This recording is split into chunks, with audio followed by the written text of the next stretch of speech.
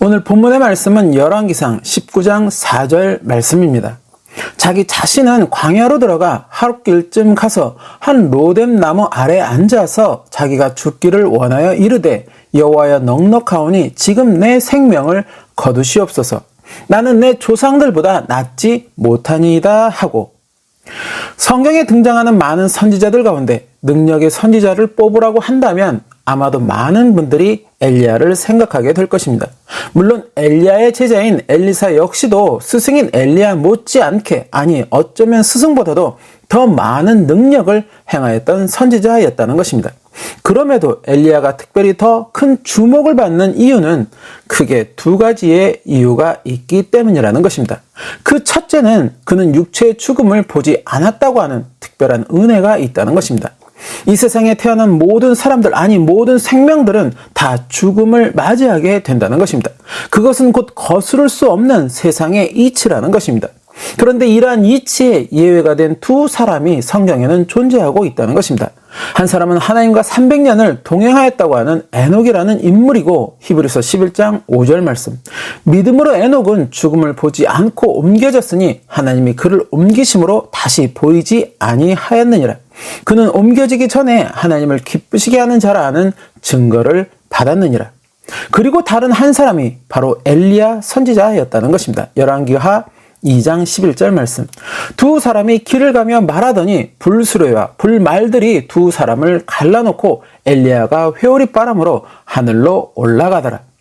즉 이 두 사람은 세상에서 죽음을 보지 않고 그대로 하늘로 들림을 받은 사람들이었다는 것입니다. 성경의 위대한 지도자나 선지자라고 불리던 모세나 다윗, 사무엘 등도 이러한 이치에서 예외가 되지 못하였는데, 오직 에녹과 엘리야 두 사람은 이 이치에서 예외가 되었다는 것입니다.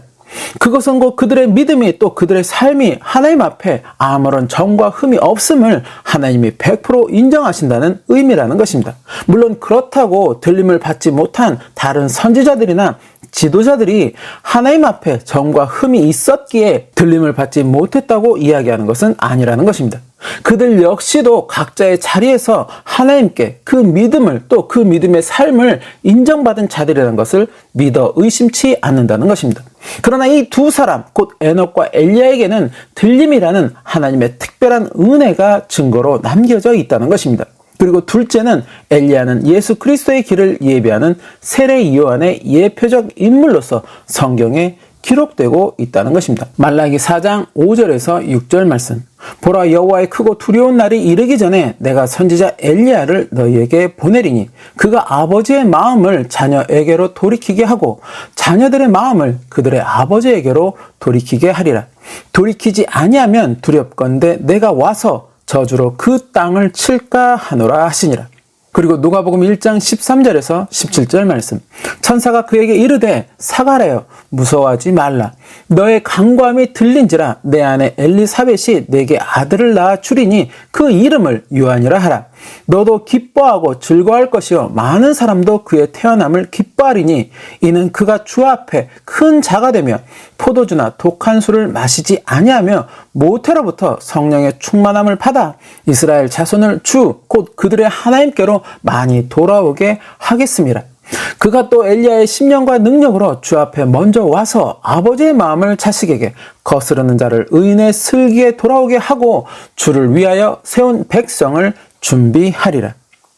더불어 예수님이 오늘날 변화산이라고 일컬어지는 산에 올라 기도하실 때 엘리야는 모세와 함께 나타나 장차 예루살렘에서 예수님이 어떠한 죽음을 맞이하게 될 것인가를 말해 주었다고 성경은 또한 전하고 있다는 것입니다. 누가복음 9장 29절에서 31절 말씀, 기도하실 때 용모가 변화되고 그 옷이 휘어져 광채가 나더라.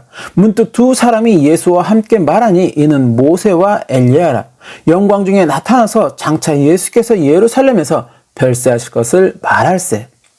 이처럼 엘리야는 하나님의 위대한 능력을 소유한 선지자로서 세상 두려울 것도 또 거칠 것도 없을 것 같은 그러한 모습이어 또 인생처럼 보인다는 것입니다.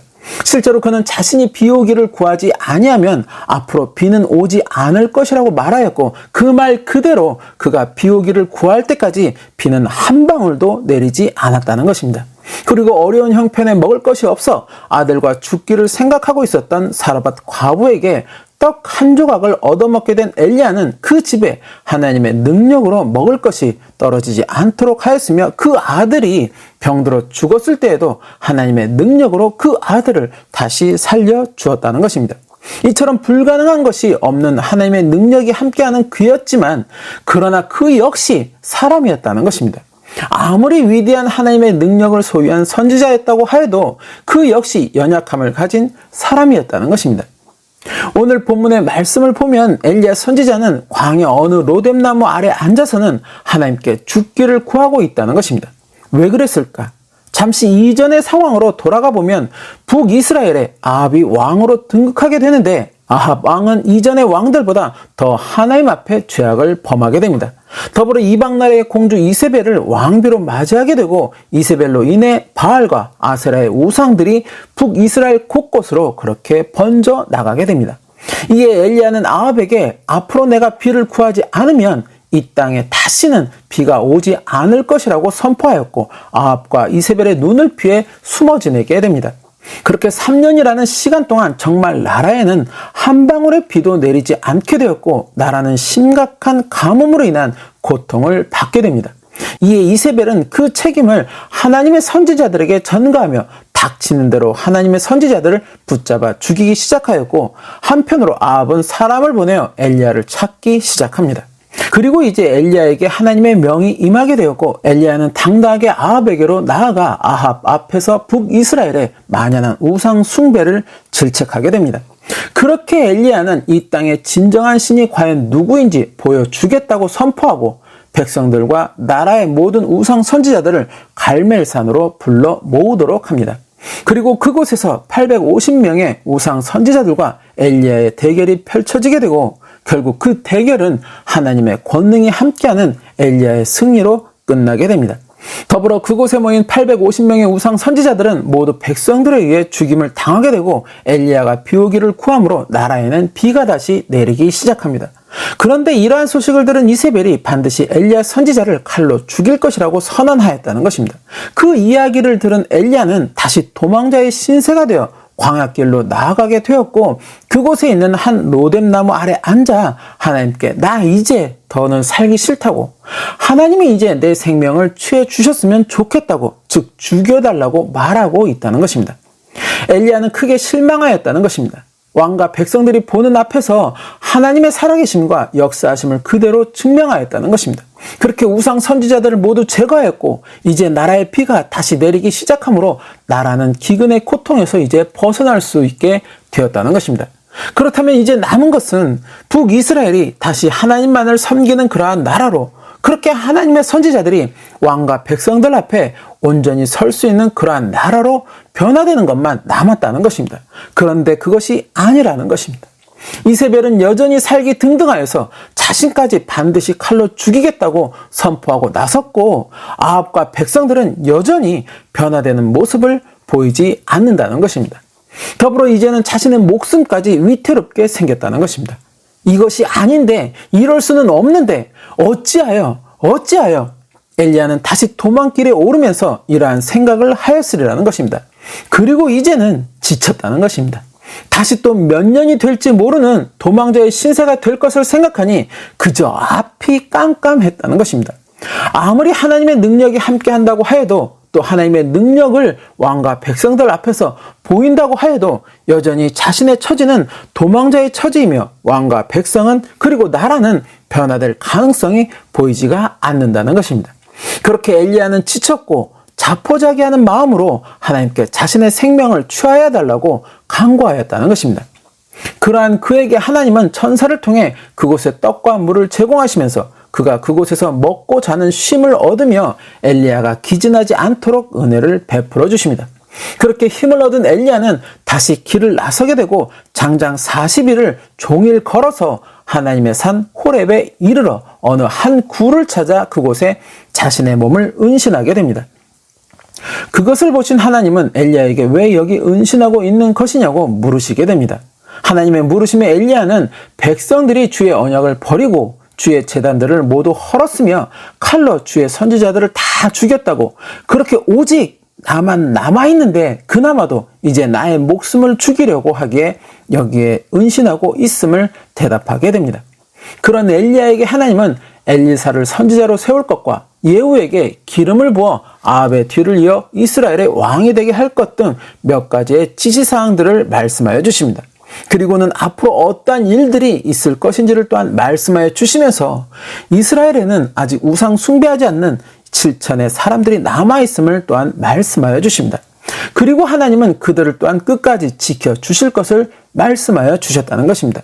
즉 엘리야의 생각처럼 엘리야 혼자만 남은 것이 아니었다는 것입니다. 그리고 하나님은 이미 아합을 대신할 다른 왕을 계획하고 계셨다는 것입니다. 아무리 하나님의 큰 능력이 함께한다고 하여도 또 내가 아무리 주의 영광을 위한 일들을 행하고 또 주를 위한 헌신의 삶을 살아간다고 하여도 그 앞에 나의 어떤 기준이나 나의 어떤 가치관을 앞세우게 된다면 때로는 어떠한 결과에 크게 실망을 하게 되고 그렇게 모든 것을 자포자기하는 심정이 될 수도 있다는 것입니다. 최근에 지인 선교사님이 번아웃 증후군에 시달리고 있다는 소식을 듣게 되었습니다.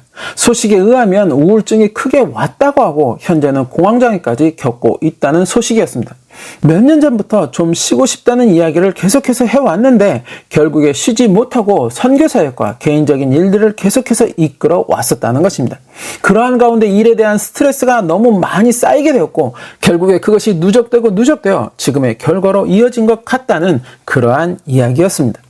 그 선교사님과 함께 선교 일을 하면서 제가 옆에서 개인적으로 느꼈던 것은 자신의 사역에 대한 질과 결과를 상당히 중요시 한다는 것이었습니다. 그리고 그것을 맞추기 위해서 과정에 많은 신경을 쓰게 되고 결과가 기대와는 다를 때 많이 또 실망하는 모습들을 보였다는 것입니다. 물론 나쁜 것은 아니라는 것입니다. 하나님의 일에 또 자신의 일에 그만큼 정성을 쏟는다는 것은 어찌 보면 참으로 당연한 일이라는 것입니다. 그러나 그것이 너무 지나친 나머지 본질적인 것보다 비본질적인 것에 더 집중하고 자신의 힘을 쏟는 것이나 또는 자신만의 어떠한 높은 결과의 기대치를 가지고 일의 결과를 바라보게 되는 것은 자칫 큰 실망으로 이어질 수 있는 것이며 그 실망이 때로는 모든 것을 다 그만두고 싶다고 하는 자포자기의 심정으로 이어질 수도 있다는 것입니다. 그것은 하나님이 원하시는 뜻이 아니라는 것입니다. 하나님은 여전히 우리가 알지 못하는 많은 계획들을 가지고 계시고 또 많은 예비책들을 두고 계신다는 것입니다. 지금 당장 나타나는 어떠한 결과가 내 기대치에는 전혀 따르지 못하는 결과라고 할지라도 하나님은 그것을 통해 또 다른 결과를 만들어 가신다는 것입니다. 나의 어떤 기준이, 나의 어떤 생각이, 가치관이 앞서게 된다면 이러한 하나님의 뜻과 계획을 알지 못한 채로 그렇게 로뎀나무 아래 앉아서는 엘리야처럼 나 이제 더는 못하겠다고 이제 그만 쉬고 싶다고 하는 그러한 고백을 할 수도 있다는 것입니다. 고린도후서 1장 8절에서 9절 말씀. 형제들아 우리가 아시아에서 당한 환난을 너희가 모르기를 원하지 아니하노니 힘에 겹도록 심한 고난을 당하여 살 소망까지 끊어지고 우리는 우리 자신이 사형 선고를 받은 줄 알았으니 이는 우리로 자기를 의지하지 말고 오직 죽은 자를 다시 살리시는 하나님만 의지하게 하심이라. 사도 바울은 고린도 교회에 보내는 두 번째 편지에서 자신들이 아시아에서 당한 환난을 알아줬으면 한다고 말하고 있습니다. 그곳에서 자신들은 도무지 감당하기 어려운 살 소망까지 잃어버릴 정도의 큰 고난을 당하였다고 그렇게 또한 말하고 있습니다. 그렇다면 사도 바울의 일행이 아시아에서 당한 환난은 무엇일까? 바로 전도 여행길에서 당면하는 많은 어려움들이었다는 것입니다. 그 어려움들이 때로는 죽을 것 같은 고난이기도 하였다는 것입니다. 핍박을 피해 도망 다녀야 했고 붙잡혀서 모진 매를 맞기도 했으며 돌에 맞아 반죽음이 되어서 성 밖에 버려지기도 하였다는 것입니다. 그렇게 죽을 것 같은 어려움들을 겪으며 이렇게 복음을 심어 나가고 있다는 것입니다. 그것을 잊지 말아 달라고 그렇게 복음을 소중하게 여기며 온전히 지켜나가라고 사도 바울은 이야기하고 있다는 것입니다. 그렇다면 왜 하나님은 또 예수님은 이러한 전도 여행이 고난이 되게 하시고 또 환난이 되게 하셨을까? 왜 하나님의 능력을 바라며 그렇게 순조롭게 또 평탄하게 복음이 전해지도록 인도하시지 않으셨을까? 사도 바울은 고백하고 있다는 것입니다. 돌이켜보면 그것은 그러한 일들을 통해 자신 스스로를 의지하지 못하게 하려 하시는 하나님의 뜻이라고 오직 죽은 자를 살리시는 하나님만을 의지하도록 하기 위함이었다고 하는 고백을 하였다는 것입니다.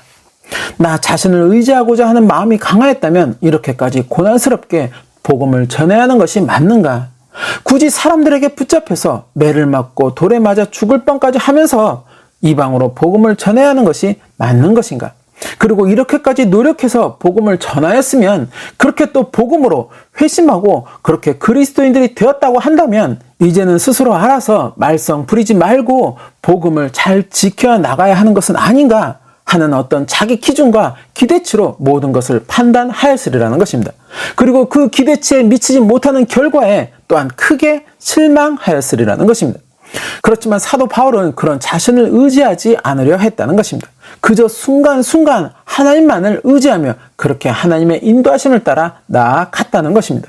그렇게 끊임없이 복음을 전하고 또 한편으로는 세운 교회에 하나님의 바른 뜻을 전하기를 힘썼다는 것입니다. 그렇게 어떠한 결과에 실망하며 자포자기하는 모습이 아니라 지쳐 쓰러져서 번아웃이 되는 그러한 모습이 아니라 자신에게 맡겨진 사명을 끝까지 감당하는 모습으로 그는 남을 수가 있었다는 것입니다. 그리고 그 결과는 오늘날 전 세계로 복음이 확산되는 그러한 결과로 이어지고 있다는 것입니다. 모든 것을 포기하고 싶다고 하는 자포자기의 심정이 든다는 것은 결국 아직도 내가 나를 의지하고 있다는 증거가 된다는 것입니다. 나의 어떤 생각의 기준을 또 가치관을 결과의 기대치를 두고 일을 진행하려고 하고 열정을 내려 하며 결과에 집착하게 된다는 것입니다. 자포자기가 아니라 우리는 오직 주님만을 의지하며 나를 내려놓을 수 있어야 한다는 것입니다. 주님이 이끄시는 길로 포기함이 없이 순종하며 그렇게 나아가야 한다는 것입니다. 그리할 때 비록 그 길의 어떤 결과치가 나의 기준에 또 내 기대치에 미치지 못한다고 하여도 실망하지 않는 것은 그것을 통해 주님은 또 다른 결과를 만들어 내실 것이기 때문이라는 것입니다. 끝으로 쉬운 말 성경에 기록된 고린도후서 1장 10절과 11절의 말씀을 봉독함으로 오늘 말씀을 마치고자 합니다. 왜 자포자기가 아닌 주님을 의지하며 나아가야 하는 것인지, 왜 서로를 위한 우리의 중보 기도가 필요한 것인지 그것을 이 쉬운 말 성경이 아주 잘 표현하고 있다는 것입니다. 쉬운 말 성경 고린도후서 1장 10절에서 11절 말씀. 하나님께서는 그렇게 우리를 죽음의 위험에서 건져주셨고 또 앞으로도 우리를 능히 구해 주실 것입니다. 그래서 우리는 앞으로도 하나님께서 우리를 구해 주실 것이라는 소망을 품고 살아갑니다. 여러분도 우리를 위해 기도해 주십시오. 그러면 하나님께서는 많은 성도들의 기도에 응답하여 우리에게 은혜를 내리실 것이고 또 그것을 보고 많은 사람들이 하나님께 감사를 드리게 될 것입니다. 그렇게 끝까지 주님만을 의지하며 나아가는 저와 여러분의 삶이 되시기를 예수님의 이름으로 축원합니다.